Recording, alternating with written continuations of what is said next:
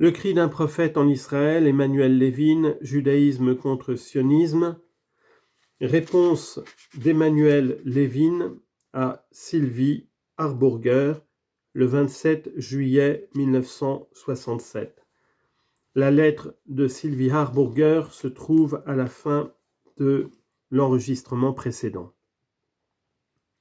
Chère Sylvie, je ne suis point en désaccord avec le contenu de ta réponse à ma première lettre. Bien au contraire.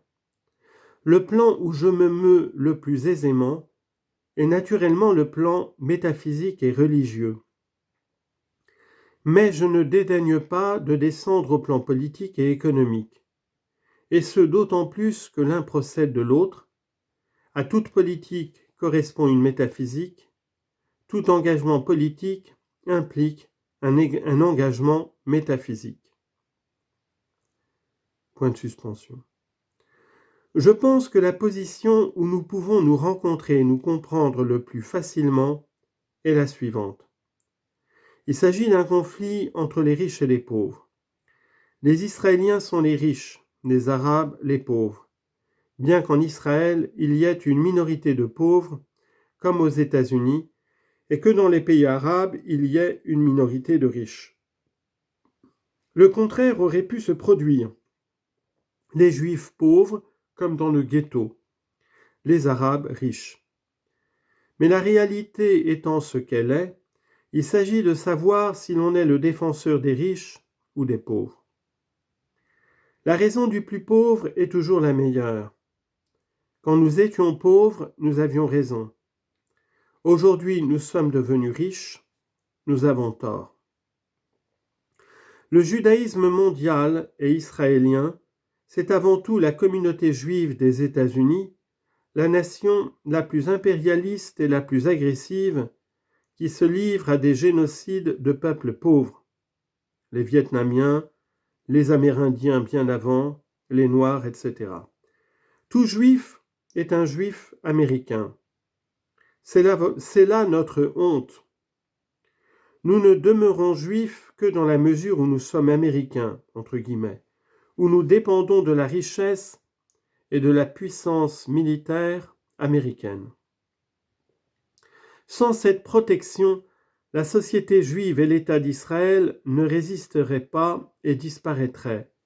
Ils n'auraient pas les moyens de vivre. Si nous voulons qu'Israël existe, il faut nécessairement faire cause commune avec les impérialistes et s'abstenir de les attaquer. Les États-Unis, les assassins des Vietnamiens et des Noirs sont les garants de la vie d'Israël. Nous avons pour protecteurs des gangsters, des bandits, des criminels de guerre. Nous sommes une nation prostituée. Voilà où nous en sommes. Et lequel d'entre nous en a vraiment conscience ? Nous sommes des bourgeois, des gens cultivés, civilisés. Pourtant, nous ne valons pas plus que des putains.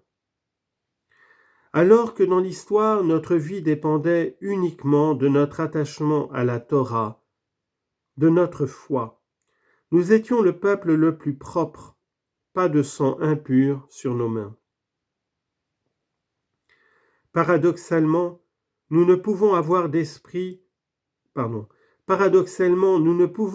d'espoir de retrouver notre être juif authentique, notre pureté, qu'en opérant une rupture brutale et sans équivoque avec le milieu juif actuel, en particulier avec l'État d'Israël et le sionisme.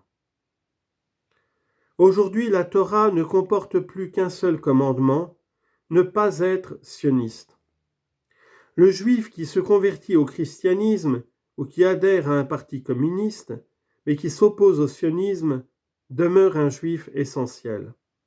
Au contraire, un sioniste qui accomplit minutieusement toutes les lois et les rites mosaïques et rabbiniques nie l'essence de la Torah, qui est la souveraineté de l'Éternel à laquelle s'oppose et se substitue la souveraineté de l'État d'Israël.